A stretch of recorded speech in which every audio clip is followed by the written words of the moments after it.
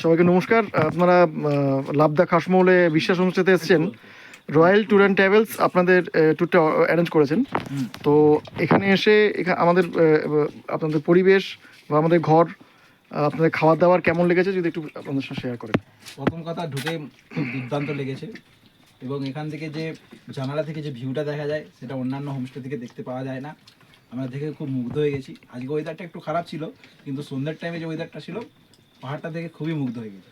আর এখানে যে বাঙালি খাবার দাবার, যারা বাঙালিরা আছেন একদম বাড়ির রান্নার মতো, একদম বাড়ির রান্নার মতো দেখে খাওয়া মনে দাওয়া হচ্ছে না পাহাড়ে খাচ্ছি। সত্যিই একটা যে বাঙালি খাওয়া দাওয়া খাচ্ছি, এখানে মনে হচ্ছে যে বাঙালিদের আমি একটা হোমস্টেতে এসেছি।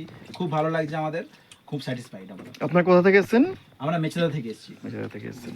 দাদা মাথা নিচু করে আছেন, বলুন কিছু। অবশ্যই ভালো লেগেছে, যেহেতু বাঙালি হোমস্টে আর আমরাও বাঙালি, সেই হিসাবে খাওয়া দাওয়া থেকে কোনো কম্প্রোমাইজ হবে না। মাংসটা জমে গেছে এই ঠান্ডায়, একদম জমে গেছে মাংসটা, এবং ভিউটাও খুব ভালো লেগেছে। আচ্ছা আচ্ছা, দাদা ওই দাদা একটু বলুন, একটু সামনে এগিয়ে আসুন।